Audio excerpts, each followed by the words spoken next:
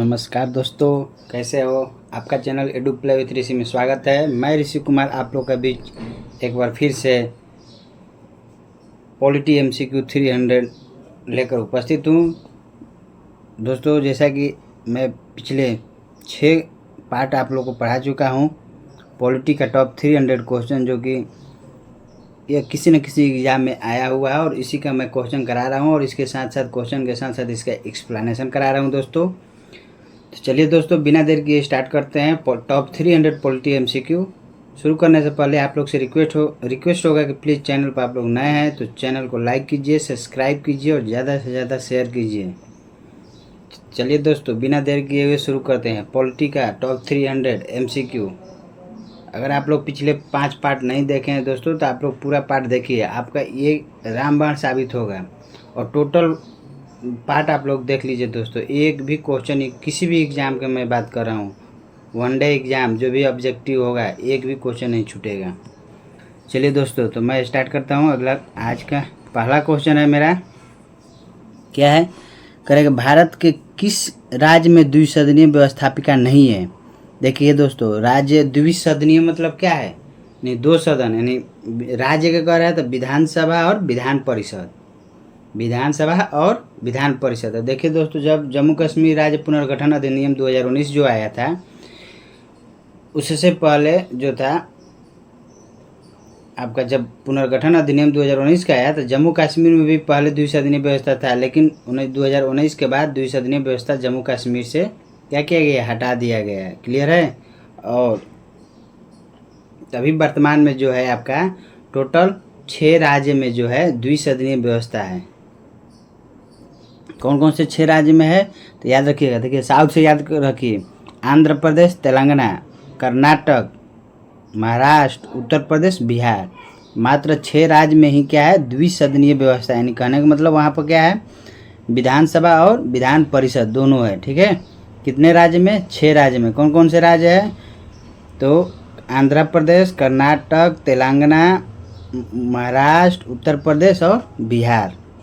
देखिए तो इसमें ऑप्शन क्या हो जाएगा, बिहार में तो है ही, बिहार में है दूसरा, उत्तर प्रदेश में भी, पंजाब और जम्मू कश्मीर। देखिए दोस्तों, ये जो क्वेश्चन है आपका, जो क्वेश्चन पूछा हुआ है 2019 से पहले का है, तो इसमें जो है पहले जो था 2019 से पहले जो था जम्मू कश्मीर में द्विसदनीय व्यवस्था था, लेकिन अब जो है जम्मू कश्मीर में भी नहीं है और पंजाब में भी नहीं है। ठीक है, ये पहले का क्वेश्चन, इसलिए इसका आंसर पंजाब हो जाएगा। लेकिन अब जो है दोनों राज्य में नहीं है, जम्मू कश्मीर में भी नहीं है और पंजाब में भी नहीं है द्विसदनीय व्यवस्था। कितने राज्यों में है द्विसदनीय व्यवस्था, केवल 6 राज्यों में है। कौन कौन सा है, आंध्र प्रदेश, तेलंगाना, कर्नाटक, महाराष्ट्र, उत्तर प्रदेश और बिहार। मात्र यही 6 राज्य में जो है द्विसदनीय व्यवस्था है। तो देखिए, राज्य का विधानमंडल का जो गठन होता है, जिस तरह से केंद्र में होता है राष्ट्रपति, लोकसभा, राज्यसभा को मिलाकर, उसी तरह राज्य में जो होता है विधानमंडल का गठन राज्यपाल, विधानसभा और विधान परिषद, जहाँ माने विधान परिषद है वो तीनों को मिलाकर ही क्या होता है, इसका बनता है। ठीक है, विधानमंडल का गठन होता है राज्यपाल, विधानसभा और विधान परिषद। तो जो विधानमंडल का गठन होता है अनुच्छेद 168 के तहत, और अनुच्छेद 169 में जो है क्या है, विधान परिषद का गठन है। विधान परिषद का गठन कैसे होता है, तो जिस राज्य में विधान परिषद का गठन करना है उस राज्य के विधानसभा के सिफारिश के आधार पर संसद जो है राज्यों के में विधान परिषद के गठन की मंजूरी देता है, अनुच्छेद 169 के तहत। क्लियर है। अभी वर्तमान में कितना है, 6 राज्यों में विधान परिषद है। और विधान परिषद में कुल सदस्यों की संख्या कितनी होनी चाहिए, तो न्यूनतम जो सदस्यों की संख्या होनी चाहिए 40 होना चाहिए, और अधिकतम कितना होना चाहिए, अगर जिस राज्य में विधान परिषद का गठन करना है उस राज्य के विधानसभा के सीटों का 1/3 सदस्य हो सकता है। ठीक है, मैक्सिमम, मिनिमम 40, मैक्सिमम कितना होगा विधान परिषद में, तो उस राज्य के विधानसभा के सदस्यों के 1/3 हो सकते हैं। ठीक है, जिस तरह से राज्यसभा को कभी भंग नहीं किया जा सकता है, उसी तरह विधान परिषद भी क्या एक अस्थायी सदन है जो कभी भंग नहीं होता है, परंतु इसको समाप्त किया जा सकता है। विधान परिषद के सदस्यों का कार्यकाल कितना होता है, 6 वर्ष का ही होता है। चलिए तो अगला क्वेश्चन देखते हैं दोस्तों। 70 नंबर क्या कर रहा है, करे राज्यसभा में 11 सदस्यों को राष्ट्रपति मनोनीत करते हैं, कौन सा कथन सत्य है, चुनना है। तो राज्यसभा में 11 सदस्यों को मनोनीत करता है, गलत है। कितने सदस्य, 12 सदस्यों को राष्ट्रपति मनोनीत करते हैं, गलत है। क्या कर रहा है, किसमें कहता है, राज्यसभा में, ठीक ना। तो राज्यसभा में जो है कितने सदस्यों को मनोनीत करते हैं, तो 12 सदस्यों को मनोनीत करते हैं। क्लियर।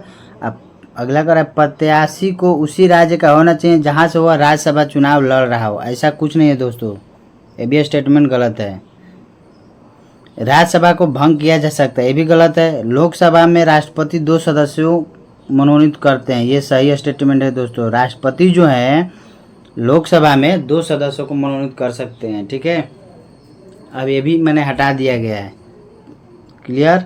अब देखिए तो इसका आंसर क्या आ जाएगा, डी ऑप्शन हो जाएगा। यानी जब एक क्वेश्चन पूछा गया है तब माने राष्ट्रपति जो है 2 गो लोकसभा में सदस्यों को मनोनीत करते थे, लेकिन अब क्या है, इसको भी 100 जो 4वां संविधान संशोधन हुआ है 104, उसमें जो है राष्ट्रपति जो 2 आंग्ल भारतीयों को जो प्रावधान था उसको भी समाप्त कर दिया गया है, ख़त्म कर दिया गया है। अब माने 2 गो आंग्ल भारतीयों को मनोनीत राष्ट्रपति नहीं कर सकते हैं। क्लियर है। और राष्ट्रपति जो है अनुच्छेद 331 के तहत जो है लोकसभा में आंग्ल भारतीयों के 2 सदस्यों को नियुक्ति करते थे। किस अनुच्छेद के तहत, 331 के तहत जो है 2 सदस्यों को लोकसभा में मनोनीत करते थे, लेकिन 104वां जो संविधान संशोधन हुआ उसमें जो है आंग्ल भारतीयों को राष्ट्रपति मनोनीत जो करते थे उसको ख़त्म कर दिया गया, अब नहीं करेंगे, ठीक है। और जो आपका राष्ट्रपति जो है अनुच्छेद 80 के तहत जो है क्या करते हैं, राज्यसभा में 12 सदस्यों को मनोनीत करते हैं, भेजते हैं। राष्ट्रपति जो है अनुच्छेद 80 के तहत राज्यसभा में कितने सदस्यों को भेजते हैं, 12 सदस्यों को। किस क्षेत्र से, तो कला, साहित्य, विज्ञान और समाज सेवा के क्षेत्र से, जो समाज, ये सब क्षेत्र मैंने कौन कौन क्षेत्र, कला, साहित्य, विज्ञान, समाज सेवा के क्षेत्र में विशेष जो कार्य करने वाले होते हैं उनमें से 12 सदस्यों को राष्ट्रपति जो हैं अनुच्छेद 80 के तहत राज्यसभा में मनोनीत करते हैं। क्लियर है। राज्यसभा के सदस्यों का कार्यकाल 6 वर्ष होता है, प्रत्येक 2 वर्ष पर क्या होता है, 1/3 सदस्य को कार्यकाल पूरा होता है, उसको माने रिटायर कर देते हैं। और राज्यसभा को उच्च सदन कहते हैं। उसी तरह राज्य में विधान परिषद को भी क्या कहते हैं, उच्च सदन करते हैं। अनुच्छेद 64 के तहत उपराष्ट्रपति राज्यसभा के सभापति होते हैं। क्लियर दोस्तों। अनुच्छेद 64 के तहत जो होते हैं उपराष्ट्रपति क्या होते हैं, राज्यसभा के सभापति के रूप में कार्य करते हैं। क्लियर है। इसका आंसर क्या हो जाएगा, डी। लेकिन अब वर्तमान में ये भी खत्म हो गया है, यानी 2 सदस्यों को मनोनीत नहीं करते हैं। किस संविधान संशोधन के तहत, 104वां संविधान संशोधन के तहत। चलिए 71 नंबर क्वेश्चन देखते हैं। करे राज्यसभा में गण पूर्ति हेतु कितने सदस्यों की आवश्यकता होती है। तो देखिए दोस्तों, राज्यसभा में गण पूर्ति हेतु कितने सदस्यों की आवश्यकता होती है, तो 25 सदस्यों की आवश्यकता होती है, ठीक है। याद रखिएगा, राज्यसभा में गण पूर्ति हेतु कितने सदस्यों की आवश्यकता होती है, तो क्या है, गण पूर्ति के लिए 1/10 कुल सदस्यों का कितना 1/10 हिस्सा होना चाहिए। और राज्यसभा ये जो है आपका किस में, माने संसद के किसी भी सदन में माने कुल सदस्यों का 1/10 हिस्सा उपस्थित होना चाहिए। और राज्यसभा में गण पूर्ति या कोरम हेतु कितना 25 सदस्यों को उपस्थिति होना अनिवार्य है, ठीक है। क्योंकि राज्यसभा में वर्तमान में कितना है, 245 सदस्य है। कितना है वर्तमान में, कितना है आपका 245। इसका 10वां भाग करेंगे कितना आ जाएगा, 24.5, यानी कितने सदस्यों को होना चाहिए, 25 सदस्यों को होना चाहिए। क्लियर। तो राज्यसभा में गण पूर्ति हेतु कितने सदस्यों को होना चाहिए, 25 सदस्यों को होना आवश्यकता है, ठीक है। और अनुच्छेद 100 में गण पूर्ति हेतु कुल सदस्यों का 1/10 हिस्सा होना अनिवार्य है, ये बताया गया है। और राज्यसभा का अधिकतम सीट सदस्यों की संख्या कितनी होती है, 250 है। लोकसभा में गण पूर्ति हेतु कोरम हेतु कितने न्यूनतम सदस्यों के कितना है, 55 सदस्यों के होना उपस्थिति होना अनिवार्य है, ठीक है। यानी राज्यसभा में जो है, लोकसभा में न्यूनतम सदस्य 55 होना चाहिए, राज्यसभा में 25 होना चाहिए। गण पूर्ति या कोरम होता क्या है, गण पूर्ति अगर मान लीजिए पूरा नहीं होता है तो क्या होता है, संसद की सदन की जो बैठक है उसको क्या करते हैं, स्थगित कर देते हैं। क्लियर है। तो राज्यसभा में कितना हो जाएगा, 25 हो जाएगा। लोकसभा में कितना हो जाएगा, 55। चलिए अगला क्वेश्चन देखते हैं, क्या है 72 नंबर। करेगा संसद की प्राक्कलन समिति है, क्या है, संसद की प्राक्कलन समिति क्या है दोस्तों, तो ये है एक अस्थाई समिति है। ठीक है, देखिए संसद की प्राक्कलन समिति कैसा है, अस्थाई समिति है। इसको एस्टिमेटेड कमिटी भी बोलते हैं। प्राक्कलन समिति जो है सबसे बड़ा समिति है, इसमें टोटल 30 सदस्य होते हैं। ठीक है, सबसे बड़ा समिति कौन सा है, प्राक्कलन समिति है। इसमें 30 सदस्य होते हैं। इस समिति का कार्यकाल 1 वर्ष होता है और इसके जो 30 सदस्य होते हैं केवल किसके सदस्य होते हैं, लोकसभा के सदस्य होते हैं। क्लियर है। प्राक्कलन समिति में प्राक्कलन समिति क्या है, एक अस्थायी समिति है। प्राक्कलन समिति में केवल लोकसभा के ही सदस्य होते हैं। इसमें सदस्यों की संख्या कितनी होती है, 30 सदस्य होते हैं और इसका कार्यकाल कितना होता है, 1 वर्ष होता है। ठीक है, इसका मेन मुख्य कार्य क्या है, प्रशासन में मितव्ययिता और प्रशासनिक कुशलता संबंधी सुझाव देना है। प्राक्कलन समिति का अध्यक्ष जो होता है किसका होता है, हमेशा जो सत्ता पक्ष में रहता है उसी का होता है। ठीक है, और इसके सदस्यों का कार्यकाल बता दिए कितना होता है, 1 वर्ष होता है। और प्राक्कलन समिति की जुड़वा बहन किसको बोलते हैं, लोक लेखा समिति को। ठीक है, प्राक्कलन समिति की जुड़वा बहन किसको बोलते हैं, लोक लेखा समिति। लोक लेखा समिति को क्या बोलते हैं, प्राक्कलन समिति की जुड़वा बहन। सबसे बड़ा समिति कौन सा है, प्राक्कलन समिति है। 30 सदस्य होते हैं। टोटल सदस्य कहाँ से होते हैं, लोकसभा से होते हैं। और जो आपका लोक लेखा समिति है इसमें टोटल 22 सदस्य होते हैं, जिसमें 15 लोकसभा से और 7 राज्यसभा से होते हैं। क्लियर। लोक लेखा समिति को प्राक्कलन समिति की जुड़वा बहन कहते हैं। यहाँ तक क्लियर है। चलिए तो अगला क्वेश्चन देखते हैं, 73 नंबर। क्या है, भारत में वन नीति 1952 का संशोधन कब किया गया। 73 नंबर क्वेश्चन कर रहा है कि भारत में वन नीति 1952 का संशोधन कब किया गया।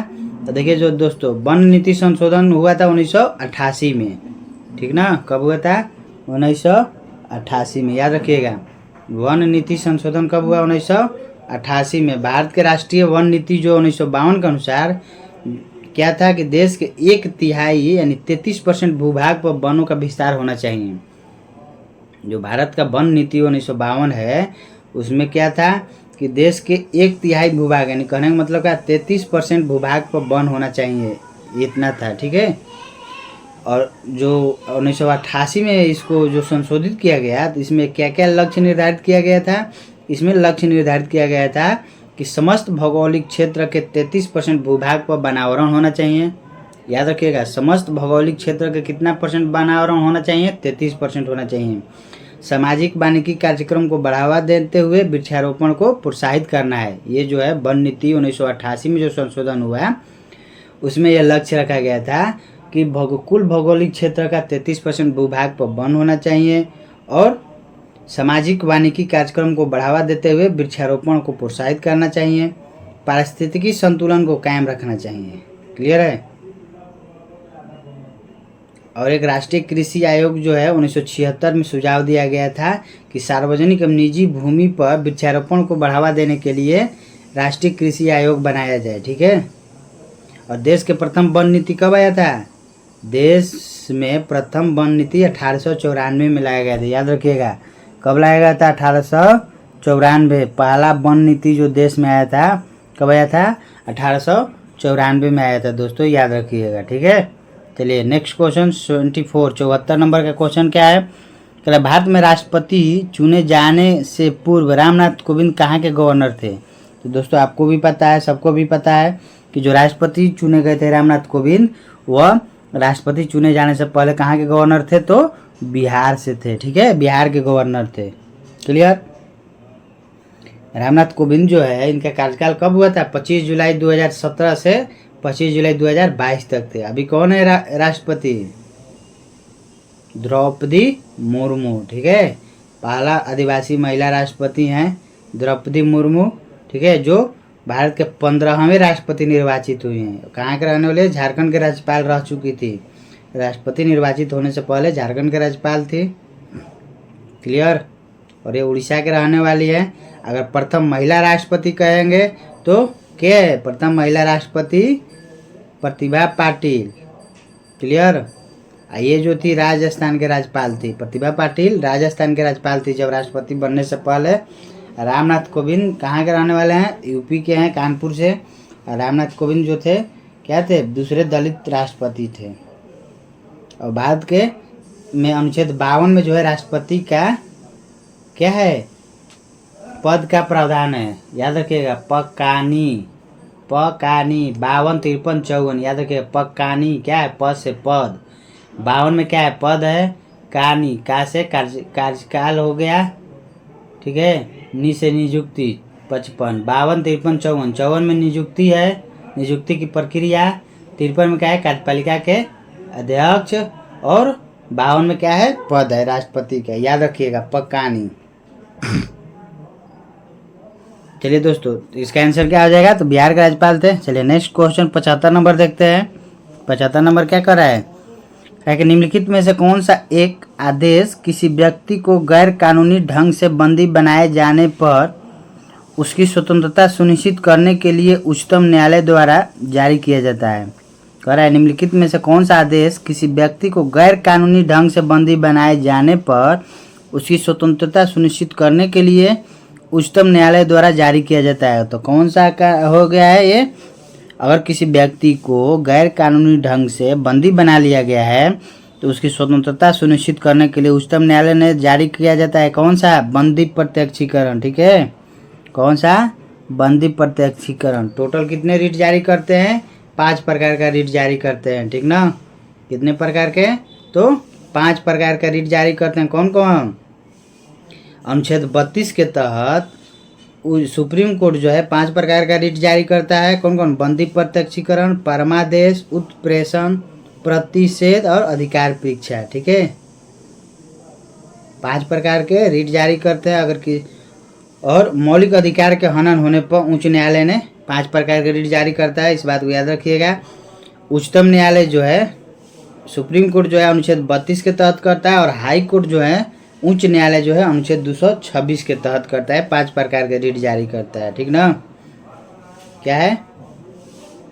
सुप्रीम कोर्ट जो है, उच्च न्यायालय जो है, उच्चतम न्यायालय जो है अनुच्छेद 32 के तहत 5 प्रकार के रीट जारी करता है।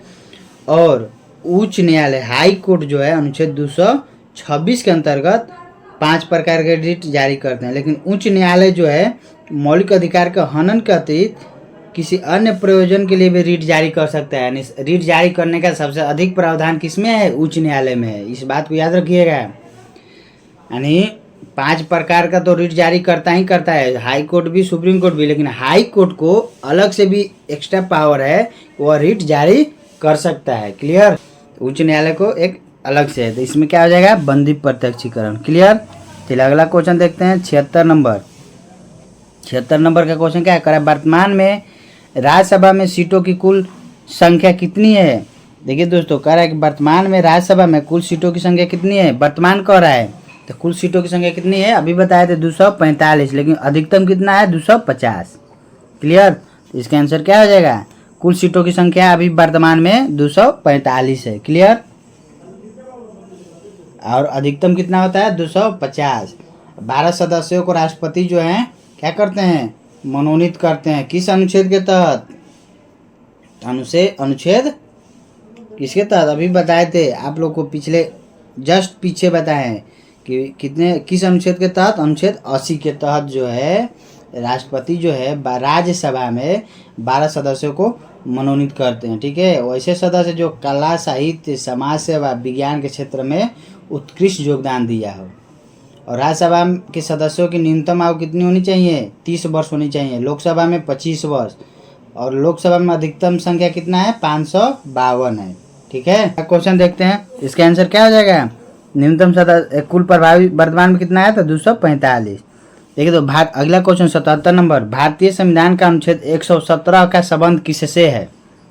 बहुत ही इंपॉर्टेंट क्वेश्चन है दोस्तों। 117 का संबंध जो है किससे है? तो 117 जो है वित्त विधेयक से संबंधित है। किससे है? वित्त विधेयक से, ठीक ना। बी ऑप्शन हो जाएगा, ठीक है। धन विधेयक से कौन सा अनुच्छेद है? धन विधेयक से 110 है। धन विधेयक से 110 अनुच्छेद 110 जो है धन विधेयक से संबंधित है और 117 किससे संबंधित है? तो वित्त विधेयक से संबंधित है। क्लियर? तो इसका आंसर क्या आ जाएगा? B option. अनुच्छेद 117 जो है वित्त विधेयक से संबंधित है। धन विधेयक से संबंधित 110 अनुच्छेद 110। वित्त आयोग कहेगा तो अनुच्छेद 280 याद रखिएगा। वित्त आयोग अनुच्छेद 280, धन विधेयक अनुच्छेद 110 और अनुच्छेद 117 क्या है? वित्त विधेयक से संबंधित है। जो हमारा बजट पेश होता है वित्तीय जो लेखा जोखा जो होता है अनुच्छेद 112 याद रखिएगा। और वित्त आयोग का जो गठन वित्त आयोग का उल्लेख किसमें है? अनुच्छेद 280 में। और वित्त आयोग का गठन प्रत्येक 5 वर्ष पर राष्ट्रपति द्वारा किया जाता है, इस बात को याद रखिएगा। और योजना आयोग का स्थान जो था, योजना आयोग जो है आपका 1900 कब हुआ था गठन? 1950 में, ठीक है। लेकिन अब उसी का स्थान 1 जनवरी 2015 से नीति आयोग ले लिया है, ठीक है, national institution for transforming India. अभी वर्तमान में 15वां वित्त आयोग चल रहा है, तो 15वां वित्त आयोग का अध्यक्ष कौन है? NK सिंह, ठीक है। वित्त आयोग अनुच्छेद 280, धन विधेयक अनुच्छेद 110, वित्त विधेयक अनुच्छेद 117 और वित्तीय विवरण जो होता है यानी जिसको हम बजट कहते हैं वो किसमें? अनुच्छेद 112। क्लियर? अनुच्छेद 111 में क्या है कि राष्ट्रपति की जो है सदन में किसी भी विधेयक जो पास होता है उसको या तो परमिशन दे सकते हैं या रोक सकते हैं या उसको पुनर्विचार के लिए भेज सकते हैं। क्लियर है? चलिए नेक्स्ट क्वेश्चन 78 नंबर करें। देश में राष्ट्रीय आपातकाल लागू करने के लिए सशस्त्र विद्रोह शब्द संविधान के संशोधन अधिनियम में जोड़े गए। देखिए दोस्तों, सशस्त्र विद्रोह जो है किस संविधान संशोधन में जोड़ा गया था? तो ये जब आपका 1975 में इमरजेंसी जो लागू हुआ था उसके बाद जो हुआ था आपका जो 44वां संविधान संशोधन हुआ उसमें आपका जो है सशस्त्र विद्रोह शब्द जोड़ा गया था, ठीक ना। देश में जो राष्ट्रीय आपातकाल होगा लागू करने के लिए सशस्त्र विद्रोह जो शब्द है कब जोड़ा गया? 44वां संविधान संशोधन 1978 में। क्लियर? मूल संविधान के अनुच्छेद जो है 352 के अंतर्गत आपातकाल है। आपातकाल किस परिस्थिति में लगाते थे? आंतरिक अशांति, विदेशी आक्रमण या दोनों की परिस्थिति। कहने का मतलब कि आंतरिक अशांति हो देश में या विदेशी को या आक्रमण करे या दोनों की परिस्थिति हो तो हम 352 के तहत क्या लगाते हैं? इमरजेंसी आपातकाल लगाते हैं, ठीक है। और जो है 44वां संविधान संशोधन द्वारा एक और शब्द इसमें जोड़ दिया गया, क्या चीज़? सशस्त्र विद्रोह यानी आंतरिक अशांति, बाह्य आक्रमण या युद्ध कहिए और तीसरा सशस्त्र विद्रोह, ये सब की वजह से जो है इमरजेंसी लागू होता है, ठीक ना। चलिए तो अगला इसका क्या हो जाएगा? 44वां संविधान संशोधन याद रखिएगा। अभी तक मैंने 44वां संविधान संशोधन द्वारा आपातकाल लागू करते हैं और आपका 3 तरह का आपातकाल, एक वित्तीय आपात है, एक राष्ट्रपति शासन, एक इमरजेंसी जो है। तो जो 352 के तहत राष्ट्रीय आपात लगता है, नेशनल इमरजेंसी, वो किस किस परिस्थिति में लगाते हैं कि सशस्त्र विद्रोह, आंतरिक अशांति और बाह्य आक्रमण या युद्ध, इसके वजह से लगाते हैं। और 356 के तहत राष्ट्रपति शासन लागू होता है जब किसी राज्य में संवैधानिक विफलता हो जाए तो उसकी वजह से जो है राज्यपाल जो है राष्ट्रपति की सिफारिश पर क्या करते हैं? आपका राष्ट्रपति शासन लगाते हैं। और एक होता है 360 जो है किसको उसको क्या बोलते हैं? वित्तीय आपात। अभी तक हमारे देश में वित्तीय आपात एक भी बार लागू नहीं हुआ है, ठीक है। अनुच्छेद 360 के तहत जो है क्या होता है? वित्तीय आपात लागू होता है। क्लियर? चलिए नेक्स्ट क्वेश्चन का नंबर 79 नंबर का क्वेश्चन देखते हैं दोस्तों। क्या है 79 नंबर में? करे राज्यों में राष्ट्रपति शासन संविधान के किस अनुच्छेद के तहत लगता है? अभी बताए दोस्तों 356 के तहत। 352 के तहत क्या होता है? तो नेशनल इमरजेंसी। 360 के तहत क्या होता है? 360 के तहत क्या होता है? वित्तीय आपात। जो हमारे देश में अभी तक वित्तीय आपात नहीं लागू हुआ है, ठीक ना। राष्ट्रपति शासन अनुच्छेद 356 के तहत लगाया जाता है। कब? जब राज्यों में संवैधानिक लोकतंत्र का क्या हो, विफलता हो तो राष्ट्रपति शासन जो है राज्यों में लगाया जाता है, ठीक ना। तो जब राष्ट्रपति शासन का अनुमोदन दोनों सदन द्वारा साधारण बहुमत से 2 माह के अंदर होना अनिवार्य है। अगर किसी राज्य में राष्ट्रपति शासन लग गया तो सदन के दोनों सदन में क्या हो, साधारण बहुमत से 2 माह के अंदर यानी 60 दिन के अंदर पास होना चाहिए, ठीक ना। और एक बार अनुमोदन मिल गया तो राष्ट्रपति शासन जो है मैंने एक बार में 6 माह तक रह सकता है और अधिकतम कितने, अधिकतम 3 वर्ष तक होता है राष्ट्रपति शासन। मिनिमम अगर किसी राज्य में हुआ अनुमोदन हो गया तो 6 माह तक रहेगा और अधिकतम कितने 3 वर्ष तक रहेगा दोस्तों। और ये लगातार 3 वर्ष नहीं होगा, हर 6 माह पर उसको बढ़ाया जाएगा अनुमोदन करके सदन में, ठीक है। तो मैक्सिमम कितने दिन रहेगा, 3 वर्ष, याद रखिएगा। और इससे अधिक समय तक नहीं रहेगा, ठीक ना। और सबसे अधिक समय तक जो संविधान में संशोधन करना पड़ेगा, अगर इसे अधिक समय तक रखना है राष्ट्रपति शासन तो संविधान में क्या करेंगे, संशोधन करेंगे। और पंजाब जो राज्य था, पहला राज्य था जहाँ पर राष्ट्रपति शासन 1951 में लगाया गया था, ठीक है। उस समय जो है किसकी सरकार था, भार्गव सरकार था, ठीक है। भार्गव थे, उन्हीं के विरुद्ध जो है 1951 में पहली बार राष्ट्रपति शासन लगाया गया था। और अनुच्छेद बता दिए थे 352 के तहत राष्ट्रीय आपात लगता है और 360 के तहत वित्तीय आपात की घोषणा किया जाता है। चलिए अगला इसका आंसर क्या हो जाएगा, 356। देखिए अनुच्छेद 368 क्या है, संविधान संशोधन की प्रक्रिया इसमें बताया गया है। कहाँ से लिया गया है, संविधान संशोधन दक्षिण अफ्रीका से लिया गया है। क्लियर। अनुच्छेद 368 में क्या है, संविधान संशोधन। 80 नंबर क्वेश्चन क्या कर रहा है, सामूहिक रूप से मंत्रिपरिषद किसके प्रति उत्तरदायी होता है। सामूहिक रूप से जो है मंत्रिपरिषद जो है लोकसभा के प्रति क्या होता है, उत्तरदायी होता है। सामूहिक रूप से किसके प्रति, लोकसभा के प्रति उत्तरदायी होता है। अनुच्छेद 75 के अंतर्गत जो है राष्ट्रपति जो है क्या करते हैं, प्रधानमंत्री की नियुक्ति करते हैं और प्रधानमंत्री के सिफारिश पर राष्ट्रपति जो है अन्य मंत्रियों को भी क्या करते हैं, नियुक्त करते हैं, ठीक है। एक मंत्री अगर कहेगा व्यक्तिगत रूप से राष्ट्रपति के प्रति उत्तरदायी होता है, ठीक है। और सामूहिक रूप से कहे तो लोकसभा के प्रति उत्तरदायी होता है। व्यक्तिगत कहेगा तो राष्ट्रपति के रूप के प्रति उत्तरदायी होता है, अगर सामूहिक कहेगा तो किसके प्रति, लोकसभा के प्रति उत्तरदायी होता है। क्लियर। चलिए अगला क्वेश्चन 81 नंबर, इसका आंसर क्या आ जाएगा, लोकसभा के प्रति। अगला क्वेश्चन देखते हैं 81 नंबर, आपातकाल के प्रवर्तन में रहने के लिए किस सदन का अनुमोदन 30 दिन के अंदर होना चाहिए। कह रहा है आपातकाल के प्रवर्तन में रहने के लिए किस सदन का अनुमोदन 30 दिन के अंदर होना चाहिए। दोस्तों एक क्वेश्चन जो है आपका कि अगर मान लीजिए आपातकाल लागू रखना है तो 30 दिन के अंदर जो है लोकसभा में जो है आपका अनुमोदन होना अनिवार्य है। कितने दिन के अंदर, 30 दिन के अंदर। वहीं अगर राष्ट्रपति पूछता है तो राष्ट्रपति शासन जो है 60 दिन के अंदर। लेकिन आपातकाल जो लागू हुआ देश में तो वो 30 दिन के अंदर लोकसभा में अनुमोदन होना अनिवार्य है, ठीक है। राष्ट्रीय आपात 352 के तहत होता है। अभी तक जो है 3 बार राष्ट्रीय आपातकाल लागू हुआ है, ठीक है। 3 बार लागू हो चुका है दोस्तों राष्ट्रीय आपातकाल। और जब भी नेशनल इमरजेंसी लागू होता है तो हम बताए थे आप लोग को कि अनुच्छेद 20 और 21 जो मौलिक अधिकार है, अनुच्छेद 20 और 21 उसको छोड़ के सभी अधिकार क्या होता है, निलंबित हो जाते हैं। और अभी तक कितने आपातकाल लागू हो चुका है, राष्ट्रीय आपातकाल 3 बार। कब कब लागू हुआ है, एक लागू हुआ, पहला लागू हुआ था 1962 में, जो क्या चीन से युद्ध हुआ था, भारत चीन युद्ध हुआ था 1962 में, उस समय नेशनल इमरजेंसी लागू हुआ था।